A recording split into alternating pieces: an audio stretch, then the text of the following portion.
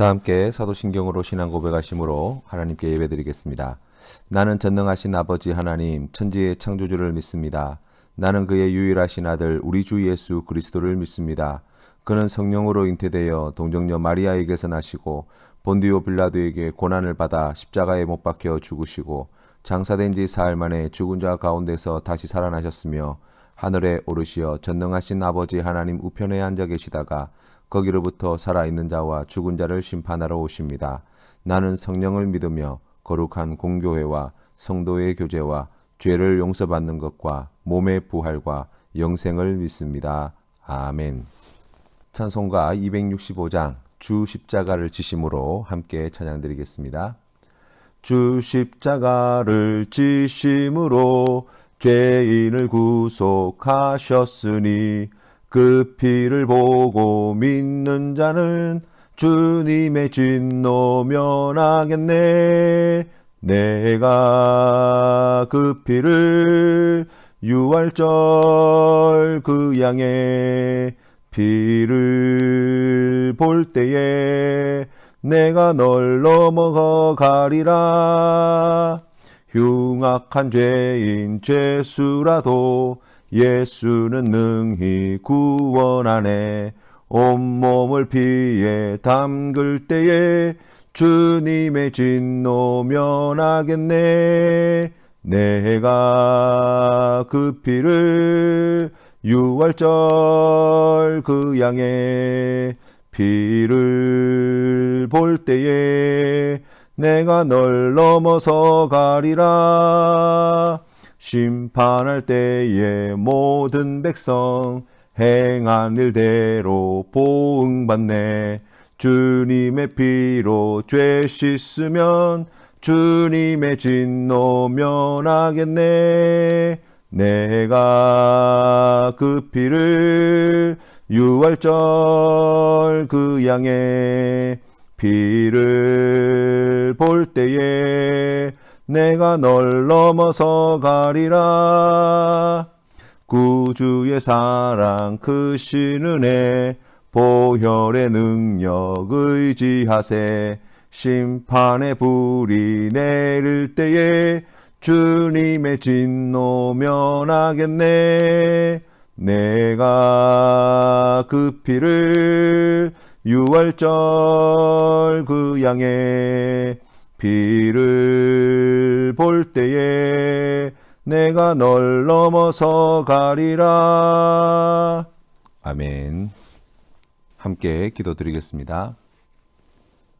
은혜가 풍성하신 하나님 아버지, 오늘도 우리에게 귀한 말씀으로 하나님과 함께하는 이 귀한 예배의 시간으로 초대하여 주시니 감사합니다. 아버지 하나님, 이 하루를 시작하며 주님 앞에 나아갈 때에 우리의 마음이 하나님께로 향하게 하여 주시고 우리의 마음에 하나님의 말씀이 담기게 하여 주시고 우리의 손과 발이 주님의 뜻에 순종하는 데 귀하게 쓰임받을 수 있도록 복내려 주시옵소서. 하나님, 한 치 앞도 내다보지 못할 우리의 인생길이지만 주님의 말씀이 있기에 우리를 사랑하시는 영원하시고 전능하신 아버지 하나님이 함께하여 주시기에 우리가 두려움 없이 세상에 나아갑니다. 주님께서 우리의 선한 목자가 되어주시고 우리 하나님께서 우리의 산성과 요새가 되어주시어서 이 풍랑이는 세상 속에서 길 잃지 아니하고 하나님께서 주시는 그 귀한 은혜와 복을 받아 누리며 앞으로 나아가는 우리 성도님들 되게 하옵소서. 하나님, 가정을 지켜주시고 직장을 복되게 하시며 사업체마다 주님께서 주시는 은혜와 복으로 형통한 길 가게 하여 주시어서 마음껏 주님의 나라와 의를 위하여 살아가는 우리 귀한 성도님들 될 수 있도록 복내려 주시옵소서. 하나님, 오늘 우리가 주님 앞에 믿음으로 나아갈 때에 우리의 모든 죄를 짊어지시고 십자가에 달려 죽으신 예수 그리스도를 다시 기억하게 하시고 그 십자가 앞에 겸손하게 하시며 우리 주님께서 우리 앞에 보여주셨던 그 귀한 믿음의 길 우리도 주님께서 지워주시는 십자가 지고 함께 따라가는 모든 믿음의 권속들 다 되게 하여 주옵소서. 예수님의 이름으로 기도드립니다. 아멘. 오늘 우리에게 주신 하나님 말씀은 열왕기하 14장 말씀입니다. 함께 봉독하시겠습니다. 제14장.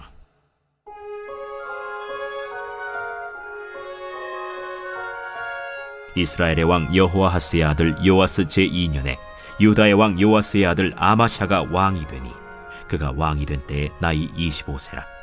예루살렘에서 29년간 다스리니라. 그의 어머니의 이름은 여호아단이요 예루살렘 사람이더라. 아마샤가 여호와 보시기에 정직히 행하였으나 그의 조상 다윗과는 같이 아니하였으며 그의 아버지 요아스가 행한 대로 다 행하였어도 오직 산당들을 제거하지 아니하였으므로 백성이 여전히 산당에서 제사를 드리며 분향하였더라. 나라가 그의 손에 굳게 섬에 그의 부왕을 죽인 신복들을 죽였으나 왕을 죽인 자의 자녀들은 죽이지 아니하였으니 이는 모세의 율법책에 기록된 대로 함이라. 곧 여호와께서 명령하여 이르시기를 자녀로 말미암아 아버지를 죽이지 말 것이요 아버지로 말미암아 자녀를 죽이지 말 것이라. 오직 사람마다 자기의 죄로 말미암아 죽을 것이니라. 아마샤가 소금 골짜기에서 에돔 사람 10,000명을 죽이고 또 전쟁을 하여 셀라를 취하고 이름을 욕두엘이라 하였더니 오늘까지 그러하니라.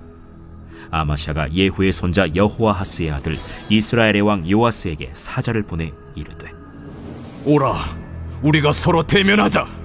이스라엘의 왕 요아스가 유다의 왕 아마샤에게 사람을 보내 이르되 레바논 가시나무가 레바논 백향목에게 전가를 보내어 이르기를 내 딸을 내 아들에게 주어 아내로 삼게 하라 하였더니 레바논 들짐승이 지나가다가 그 가시나무를 짓밟았느니라. 내가 에돔을 쳐서 파하였으므로 마음이 교만하였으니 스스로 영광을 삼아 왕궁에나 내 집으로 돌아가라. 어찌하여 화를 자취하여 너와 유다가 함께 망하고자 하느냐. 하나 아마샤가 듣지 아니하므로 이스라엘의 왕 요아스가 올라와서 그와 유다의 왕 아마샤가 유다의 벳세메스에서 대면하였더니 유다가 이스라엘 앞에서 패하여 각기 장막으로 도망한지라.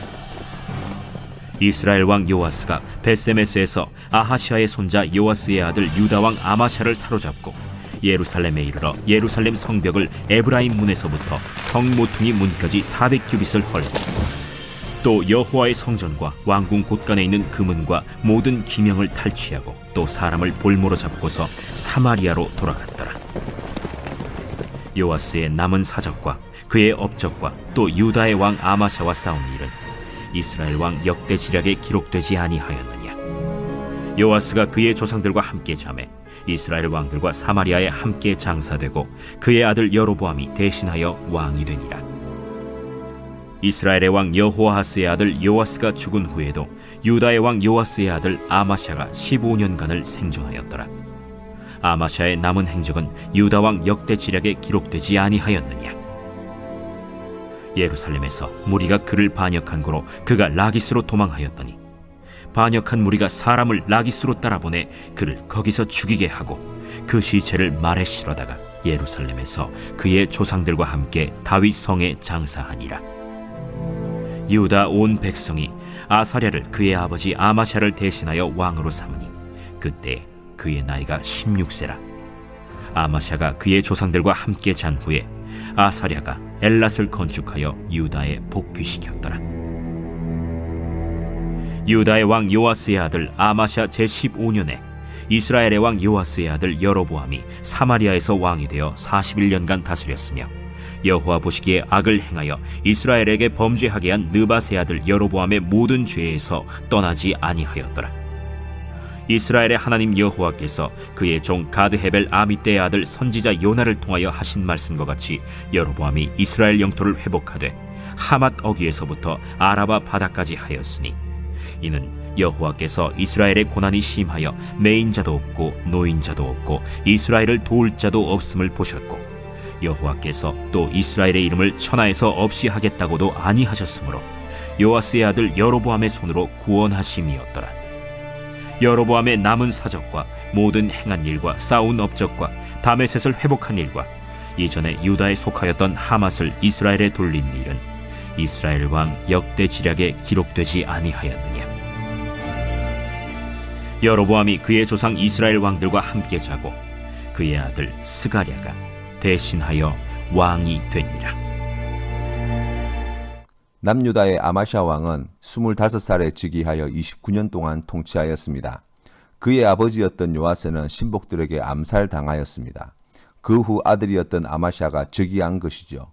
그는 하나님 보시기에 아버지 요아스만큼이나 정직하게 행하였지만 다윗 왕에게는 미치지 못하였다고 말씀합니다. 참으로 부족한 인생이라고 이야기할 수 있습니다. 남유다 지경에 놓여있던 백성들이 제사 드리는 용도로 사용한 산당을 제거하지 못했기 때문이죠. 왕위에 올랐으나 아버지를 암살한 자들에 대한 분노와 미워하는 마음이 너무나 컸을 것입니다. 과거에 왕을 암살하는 것은 역모를 저지르는 죄이고 이것은 삼족이 멸할 큰 죄라고 이야기할 수 있습니다. 그러나 오늘 아마샤 왕은 왕위에 올라서 법률대로 아버지를 죽인 원수들을 사형에 처하였지만 그 자녀들과 가족은 죽이지 않았다고 말씀합니다. 당시 사회상을 생각해 본다면 매우 이례적인 일이 아닐 수 없습니다. 그러나 그 이유를 우리가 말씀을 통해서 확인해 보면 하나님의 말씀에 순종하여서 그렇게 했다는 것입니다. 신명기 24장 16절 말씀에 아버지는 그 자식들로 말미암아 죽임을 당하지 않을 것이요 자식들은 그 아버지의 죄로 말미암아 죽임을 당하지 않을 것이니 각 사람은 자기 죄로 말미암아 죽임을 당할 것이니라 말씀하십니다. 하나님께서는 이스라엘 백성들에게 연좌제를 금하고 있습니다. 아마샤 왕은 이 말씀에 순종하였고 그 결과 죽을 뻔한 아버지를 죽인 원수들의 자녀들이 생명을 얻게 되었습니다. 우리가 잘 알고 있는 율법의 말씀이 있습니다. 바로 눈에는 눈, 이에는 이, 생명에는 생명으로라는 말씀이지요. 출애굽기 21장에 폭력에 관한 법률에 그러나 해가 있으면 갑대, 생명은 생명으로, 눈에는 눈으로, 이는 이로, 손은 손으로, 발은 발로, 데운 것은 데움으로, 상하게 한 것은 상함으로, 때린 것은 때림으로 갚을지니라고 말씀하셨습니다. 이것을 우리가 동해보복법이라고 말씀합니다. 받은 해에 대하여 동일한 해로 보복할 수 있도록 하신 하나님의 뜻을 우리가 이 말씀을 통해서 들을 수 있습니다. 그러나 이 말씀을 하나님께서 우리에게 주신 진짜 목적이 무엇인지에 대해서 우리가 고민해 볼 필요가 있습니다. 신명기 19장 19절 말씀에 이렇게 나와 있어요.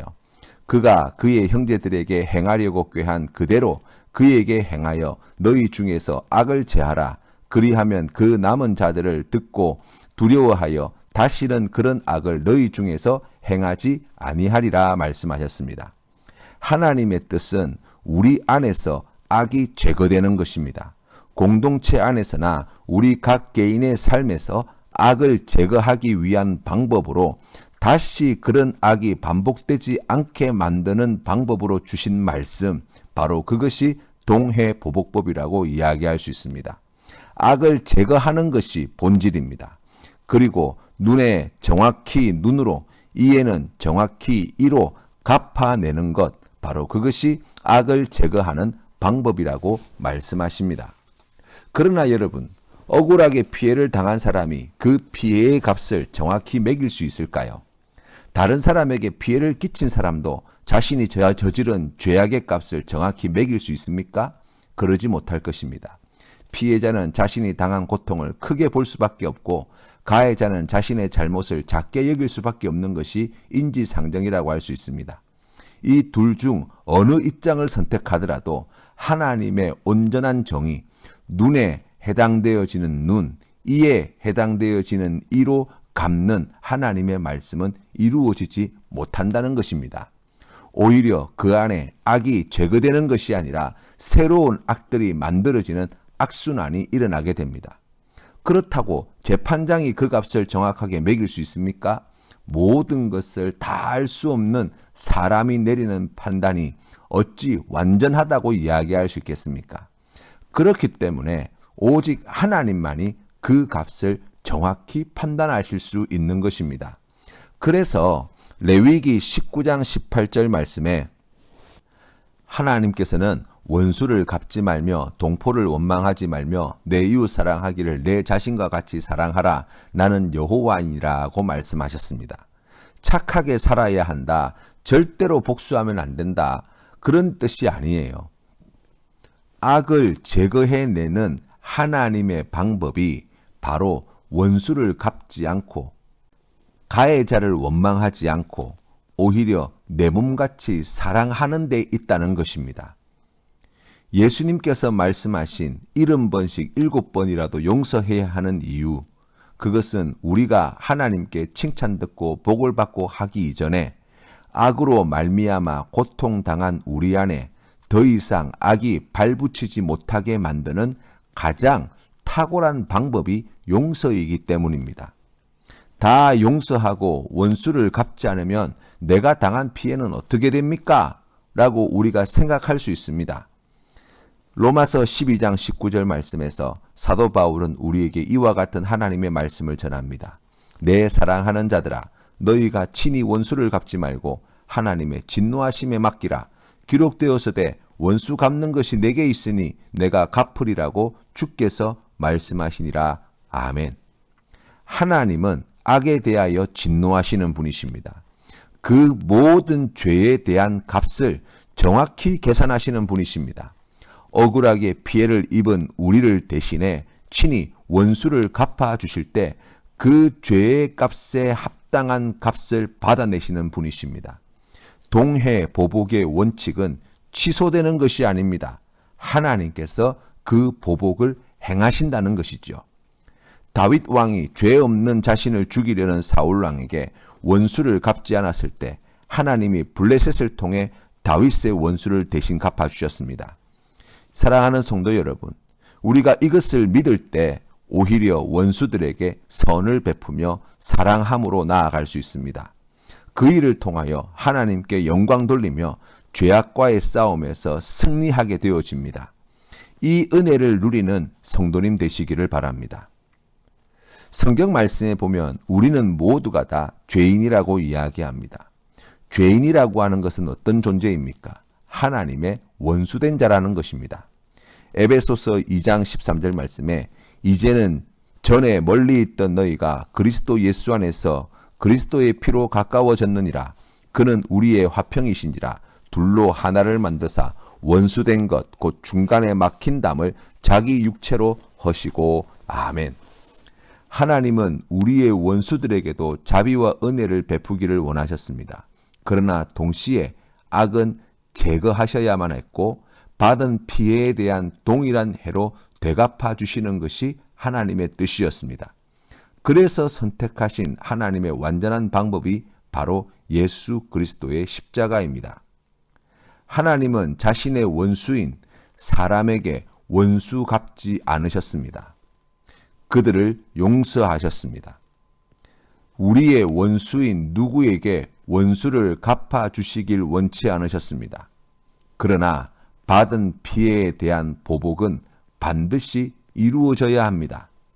그래서 아들이신 예수 그리스도를 우리를 대신하여 십자가에 못 박아 죽이시고 하나님이 당하신 피해와 우리가 당한 모든 피해의 값을 한 푼도 남김없이 예수 그리스도에게서 다 받아내시는 것입니다. 그리고 예수 그리스도에게 그 모든 보복을 다 갚아 주신 것입니다. 모든 악을 제하시고 모든 원수를 다 갚으셔서 예수님의 십자가를 믿는 우리에게 죄사함의 은혜를, 구원의 기쁨을 허락해 주신 것이죠. 하나님과 원수된 우리를 대신하여 보복당하심으로 죄악을 십자가에서 영원히 제하여 버리신 예수님을 더욱 사랑하며 오늘도 예수님을 따라 살아가는 우리 귀한 성도님들 다 되시기를 주님의 이름으로 축원합니다. 또한 우리에게 베풀으신 하나님의 이 크신 사랑을 기억하며 원수까지도 사랑하는 믿음의 삶으로 응답하시는 우리 모든 성도님 되시기를 주님의 이름으로 축원합니다. 주님 가르치신 기도로 예배를 마치겠습니다. 하늘에 계신 우리 아버지여, 아버지의 이름을 거룩하게 하시며 아버지의 나라가 오게 하시며 아버지의 뜻이 하늘에서와 같이 땅에서도 이루어지게 하소서. 오늘 우리에게 일용할 양식을 주시고 우리가 우리에게 잘못한 사람을 용서하여 준 것 같이 우리 죄를 용서하여 주시고 우리를 시험에 빠지지 않게 하시고 악에서 구하소서. 나라와 권능과 영광이 영원히 아버지의 것입니다. 아멘.